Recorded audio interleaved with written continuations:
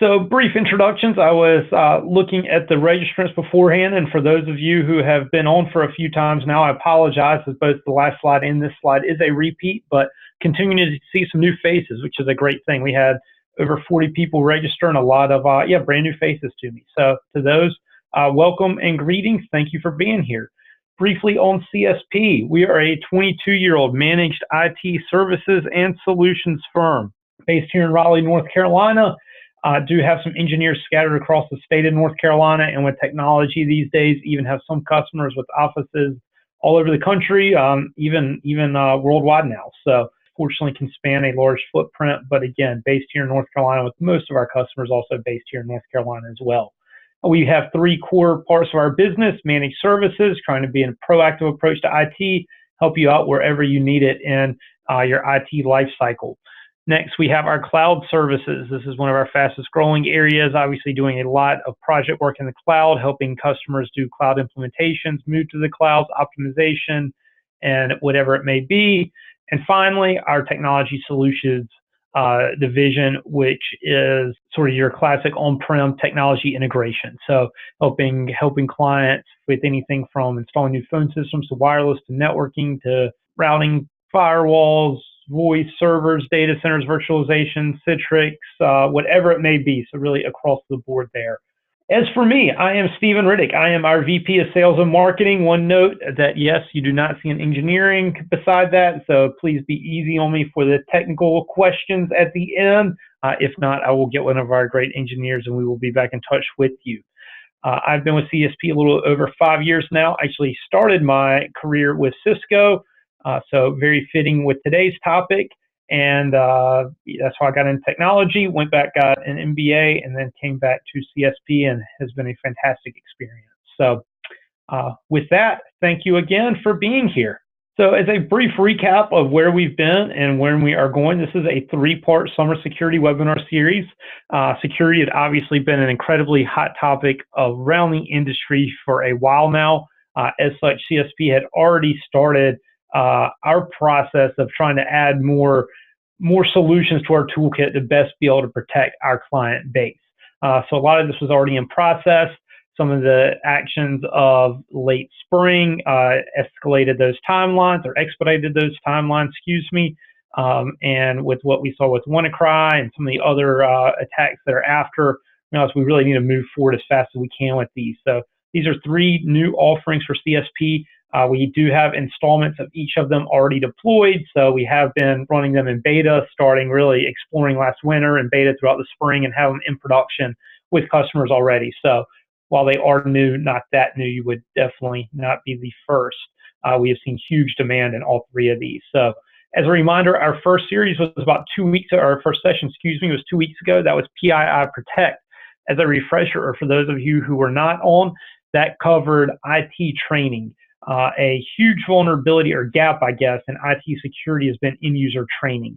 There have been studies that show upwards of 85–90% of all attacks are based upon social engineering. So CSP has worked in conjunction with another organization to roll out some different training platforms for all your employees that we deliver on a weekly, monthly, quarterly basis, have some tests, have some different things that we do to make sure your users are staying current and watching out, vigilant when it comes to security threats. Today, we'll obviously be talking about Cisco Umbrella, endpoint security, and then finally, our last session is in 2 more weeks, and that is going to be on two-factor authentication, a great way to secure your edge, secure your network by preventing brute force password attacks.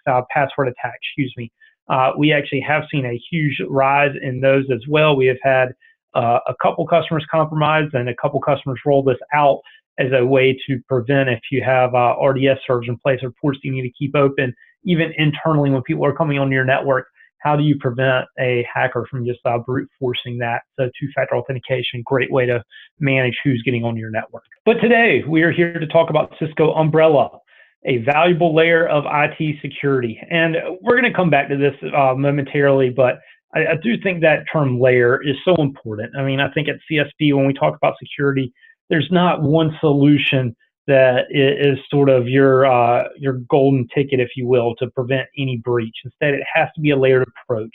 Just like a home security, there are different vulnerabilities that you need to secure, and that's exactly what we're trying to do here. Nothing will protect you from everything. Not even everything will protect you from everything. But again, it is how do you build an environment to try to your best to limit sort of some of the low-hanging fruit and advancements that you can, and make yourself as secure as possible. And this is a very important part of that. And Umbrella really focuses on the endpoint protection.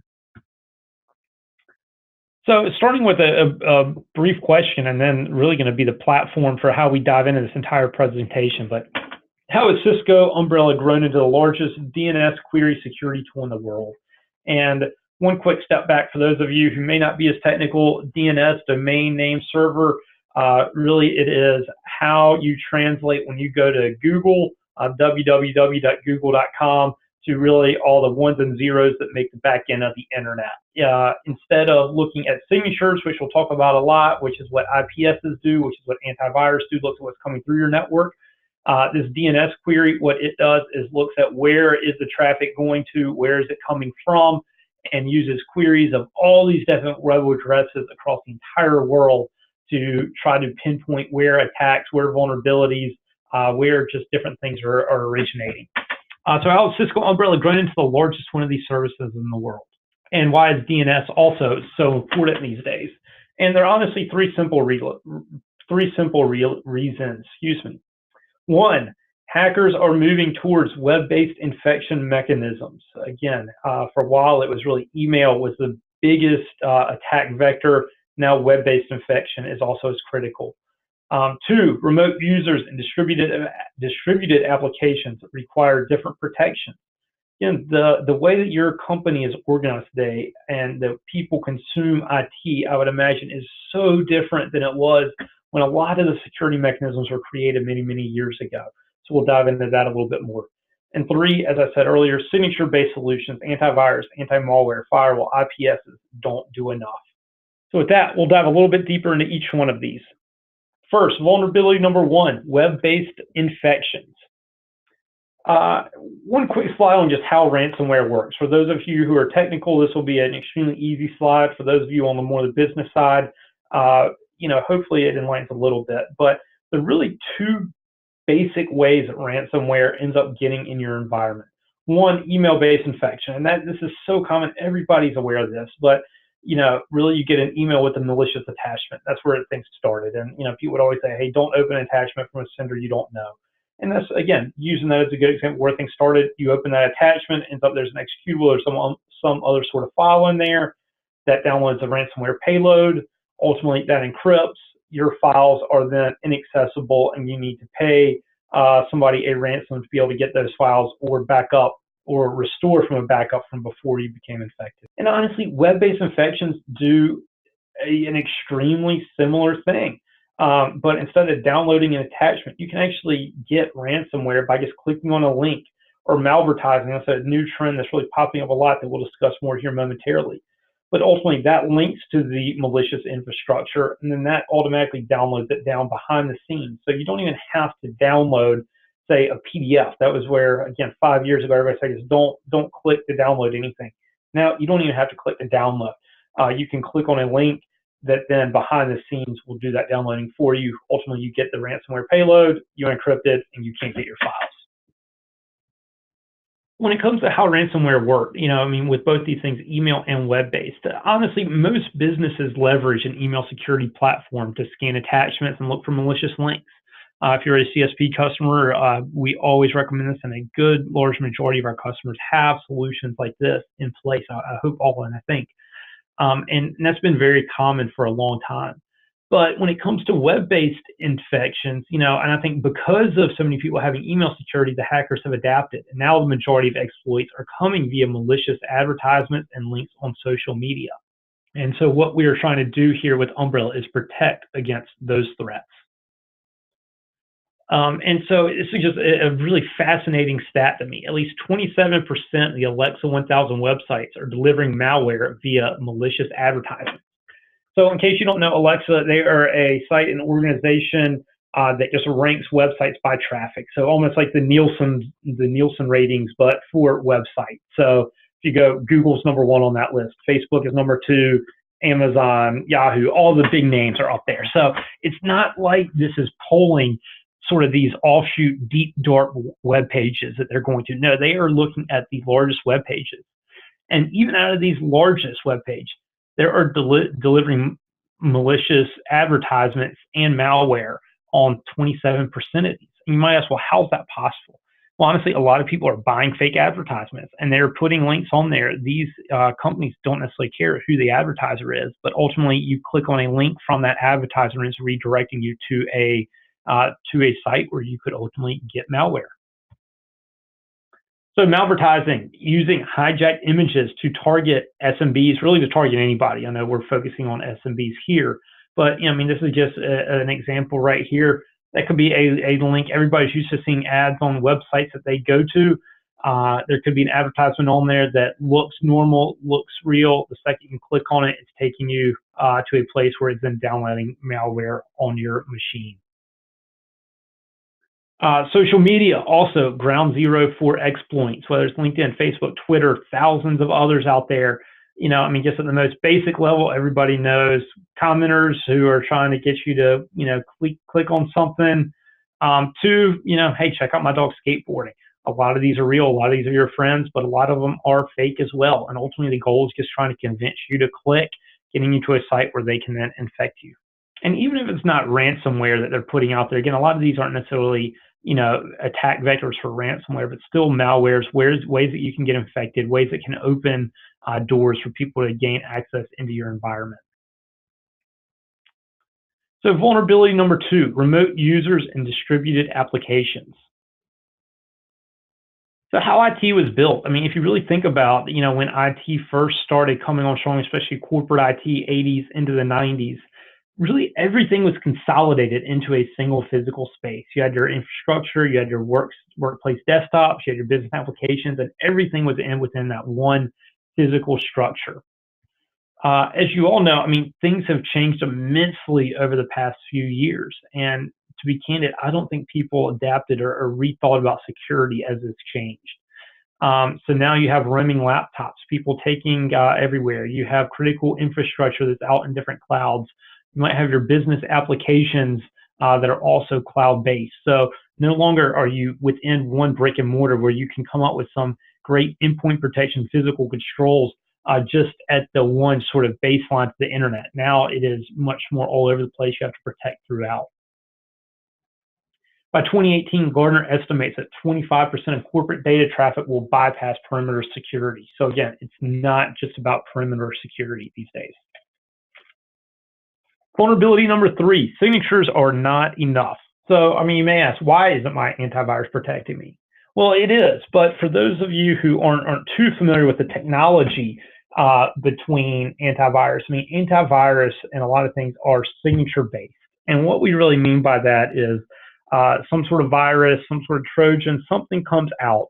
All the big players out there, Norton, McAfee, Trend, whomever they are, AV Defender, whomever they are, take that and almost like a doctor does when they come up with flu shots, they then match that signature. And they deploy that signature out all those endpoints. So then if you see whatever that secret code is that virus is coming in, as soon as they see that secret code path, they say, oh, wait, this is the virus. It matches the signature that we've created. Let's block it. And again, that works very, very well. Don't get me wrong. That's an important part of IT security. Would never, ever say, hey, get rid of antivirus. But again, it's just based upon those signatures. So because of that, they block against certain threats and commoditize malware. So a lot of the normal stuff, I mean, they're great at blocking. They do a very good job with it. However, I mean, IDC came out with a report that said signature-based tools, antivirus, firewalls, IPSs, only effective against 30 to 50 of current security threats. When there's something known as day zero attacks, things are changing all the time. If the attack isn't out there yet, how do you know what signature you need to protect yourself against? There's so many more strands of these things coming exponentially. So really, we need to be doing more. And that is what we are trying to address with Umbrella. So good segue, reducing the risk of ransomware, Cisco Umbrella. And as I said from the start, security really is all about managing risk through layers and multiple layers. And I think it's important when you think about it, think about both on network and off network. So you have email security. If you don't have that, make sure you do. Your endpoint antivirus, what we talked about. I mean, that's another great signature-based lesson. Also, when it comes to endpoint, something that's not on this list, but patching, that is something that I think went forgotten for so long. People just assumed that it wasn't important. Actually, one plug, if you look at WannaCry, that was attack, largest attack in the history of the world when it comes to IT security. It was based only on attacking people who had not applied the latest Windows patch. So patching is also an important piece of this.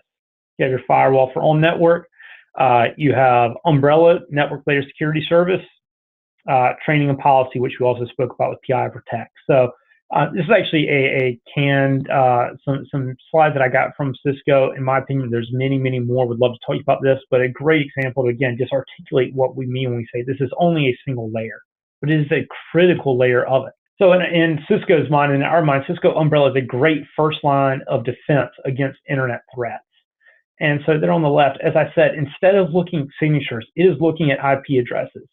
And Cisco is massive worldwide company that looks at IP traffic all day, every day. They've created massive NOCs around the world, Talos, that all they do is look at this traffic, look where traffic is coming from, look where traffic is going. So again, instead of looking at signatures, it is looking at, again, your traffic patterns on your network, which allows it to be a great first line of defense against internet threats. So those features, again, it queries a worldwide DNS database, does not look at the signatures.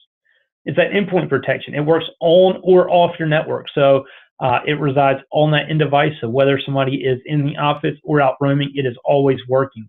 A lot of content filters, for example, don't work on laptops when they're outside of the office. And also, I'll touch on this in a little bit more here in a moment, but it looks at all DNS queries. So not just sort of if you click on a link, where are you going, but what's going on behind the scenes. And that allows it to contain the attack. So an important part of ransomware, for example, is ultimately it's phoning back home. So even if you get a piece of ransomware that's maybe missed, if all of a sudden your computer, even if you're not going to a web browser and going to google.com, maybe behind the scenes, it is trying to phone home to a server in Ukraine, then Umbrella will realize that and even block that traffic and realize that something's going on. So it contains attacks as well besides just preventing. We'll get into that more in a moment.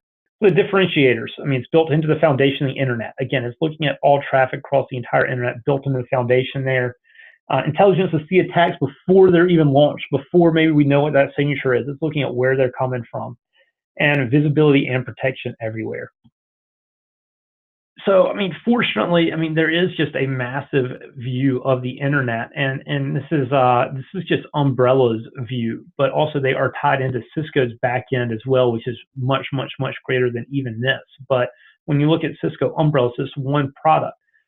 Over 80 billion requests, over 65 million daily active users, 12,000 enterprise companies, and over 160 countries worldwide. So a great footprint that is able to take all this data, everyone speaks of big data, run some algorithms, find where attacks are coming from, find what looks fishy, and block it for you.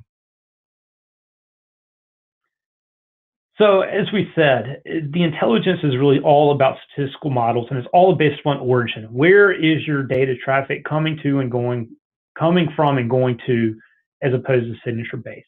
So co-occurrence model identifies other domains looked up in rapid succession of a given domain. So all of a sudden, if it sees a bunch of people pointed to a random domain in a foreign country that is maybe known to have some strange internet goings on, it'll automatically block those for everyone. Natural language processing model, so detect domain names that spoof terms and brands. So it's actually looking at domain names that are spoofing for you. Spike rank model, detect domains with sudden spikes in traffic. So I guess if you see spikes or they see spikes, they'll block that. And because of that, also creating predictive IP space monitoring. Again, they're looking at how servers are hosted to detect future malicious domains, and many more models. So all different kinds of things that they are looking at when we say to know, okay, what is it that we need to be blocking? What is it that we need to stop? Over 2 million live events per second, 11 billion historical events. So just a massive basis of big data to work on. So then finally, as we mentioned, there are two different components, the prevention and then the contain. So one, preventing malware. Protect users across the full detection chain, not just an executable or a signature. So trying to block no matter what is going on with that infection, no matter where it is in the life cycle of that infection, should be able to block. Block sites with exploit kits at the network layer. So whether it's a whole site or an embedded ad, it's going to block those exploit kits at the network layer, and that gets a little technical, but instead of doing it, on the PC, it's going to block it for you at the network layer. Protect your users from phishing attacks, block malicious links and emails and applications, because the browser is not the only path of infection. So again, whether it's emails, whether it's applications, wherever, is going to block all that, any traffic coming from any of those sources, not just what you type into in your browser. And then finally, as I mentioned earlier, containing the new prevention. So, and really what we're trying to do here is prevent phoning home. So there's something called blockers. So whether it's ransomware, keylogger, spam, senders, ultimately all this different type of malware is trying to get back home, and it's trying to get back to a home server somewhere. So even if something happens and you do get infected, it's still even looking for that traffic behind the scenes that it can block. So stop spyware, keyloggers from uploading data, prevent ransomware from getting an encryption key. So whatever it is, just another layer of protection here on your devices. And with that, that is Cisco Umbrella. Again, try to keep it brief. Actually, glad to see 225 is what my watch is showing. So would like to say thank you again for attending. I hope you found this session to be informative. I hope you found it to be beneficial. Myself or anybody at the CSP team would love to talk with you about it more. If you do have any follow-up questions, feel free to reach out. Also, a simple plug for our next one, which is going to be in 2 more weeks on two-factor authentication. In case you were a few minutes logging on, our third part of this series, two-factor authentication, creating a two-way handshake to prevent brute force password attacks, another extremely important part of IT security. Well, great. Well, with that, would like to say thank you again to everyone for joining. Have a great afternoon and look forward to seeing you soon. Thanks so much.